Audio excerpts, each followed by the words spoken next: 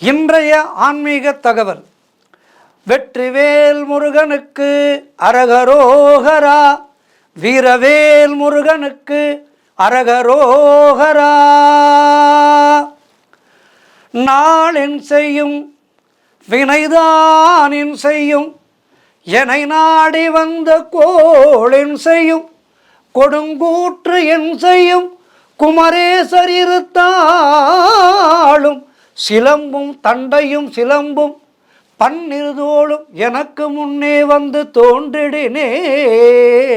கந்தர் அலங்காரம். எப்படிப்பட்ட கிரகதோஷங்கள் இருந்தாலும் இந்த கந்தர் அலங்காரத்திலே இருக்கின்ற இந்த வார்த்தைகளை, இந்த மந்திரத்தை பாடினால் அவர்களுக்கு முருகப்பெருமானுடைய அருள் பரிபூர்ணமாக கிடைத்து அவர்களுடைய முன்வினைகள் தீர்ந்து கர்ம பலன் குறைந்து அவர்களுக்கு நல்ல வழி ஏற்படும் என்பது ஐதீகம். இன்றைக்கு நிறைய பிரச்சனைகள் வாழ்க்கையிலே நிறைய பேருக்கு என்னவென்றால், திருமணத்தடை மற்றும் பிள்ளைப்பேறு தடை. இந்த பிள்ளைப்பேரிலே இருக்கின்ற தடைகள் நீங்குவதற்கு ஒரு அருமையான உபாயம் இருக்கின்றது. இந்த உபாயத்தை செய்பவர்களுக்கு நிச்சயமாக அடுத்த வருடத்துக்குள்ளாக பிள்ளைப்பேறு அமையும், சந்தான பிராப்தி அமையும். சந்தான பிராப்தியை நமக்கு அருள்பவர் முருகப்பெருமான். ஒரு எளிய முறையை சொல்லிக் கொடுக்கின்றேன். இது நான் சொல்வதல்ல, பல பல முன்னோர்கள் சொன்ன வழிமுறை. இதனை செய்து நிறைய பேர் பலன் கண்டிருக்கின்றார்கள். கைமேல் பலன் கொடுக்கக்கூடிய பெரிய செலவுகள் இல்லாத ஒரு அருமையான ஒரு எளிய பரிகாரம், வீட்டிலேயே இருந்து செய்யக்கூடியது. அது என்னவென்றால், பங்குனி உத்திரம் வர இருக்கின்றது. இந்த பங்குனி உத்திரம் என்பது இறைவனுக்கு திருமணம் நடைபெற்ற அருமையான நாள். இந்த பங்குனி உத்திர நன்னாளிலே நான் சொல்கின்ற இந்த விஷயத்தை எவர் செய்கின்றாரோ அவர்களுக்கு பிள்ளை பேருக்காக காத்திருக்கின்ற தம்பதிகள் இந்த எளிய பரிகாரத்தை வீட்டில் இருந்தபடியே செய்தால் அவர்களுக்கு அடுத்த வருடத்துக்குள்ளாக பிள்ளை பேரு நிச்சயமாக கிடைக்கும். என்னவென்றால், பங்குனி உத்திரம் அடுத்த மாதம் வருகின்றது அல்லவா? இன்று நல்ல திங்கட்கிழமை.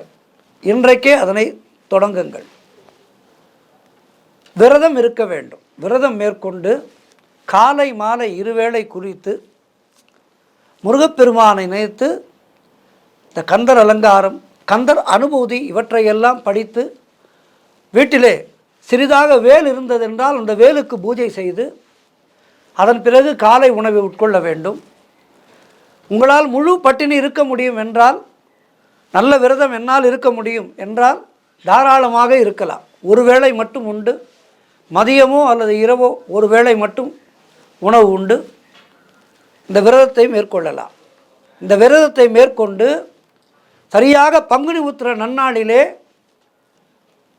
என்ன செய்ய வேண்டும் என்றால், பங்குனி உத்திர நன்னாளிலே காலையிலே எழுந்து குளித்து அன்றைய நாள் விரதத்திலே ஒரு 10 ரூபாய் காயினை மஞ்சள் துணியிலே முடிந்து வைத்து முருகப்பெருமானுடைய பாதத்திலே வைத்து விடுங்கள்.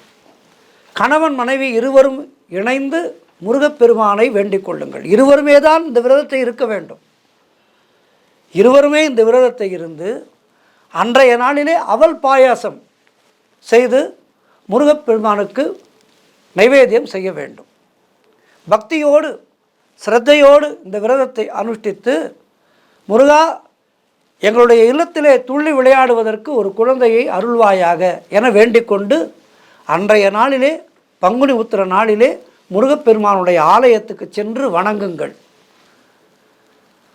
முருகப்பெருமானுடைய ஆலயத்துக்கு சென்று வணங்கி ஒரு மலைக்கோவிலுக்கு சென்று அங்கே தங்கினால் அது மிக மிக விசேஷம்.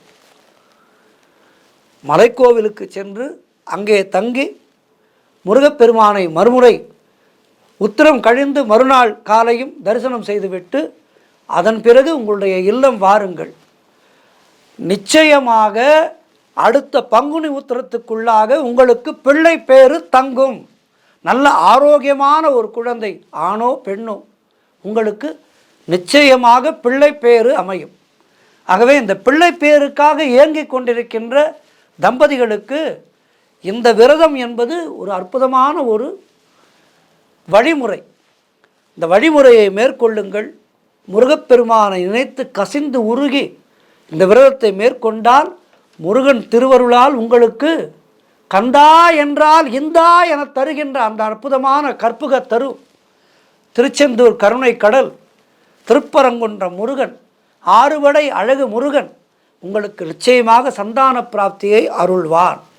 ஆகவே மனதை நன்கு திடமாக வைத்துக்கொண்டு இந்த விரதத்தை பங்குனி உத்திர விரதத்தை மேற்கொள்ளுங்கள். உங்களுடைய இல்லத்திலே மழலை சத்தம் அடுத்த ஆண்டு நிச்சயமாக கேட்கும். வெற்றிவேல் முருகனுக்கு அரோகரா, வீரவேல் முருகனுக்கு அரோகரா, கந்த கடவுளுக்கு அரோகரா. நன்றி, வணக்கம். விரதம் இருங்கள், பயன் பெறுங்கள், பிள்ளை பேறு பெறுங்கள். நன்றி, வணக்கம்.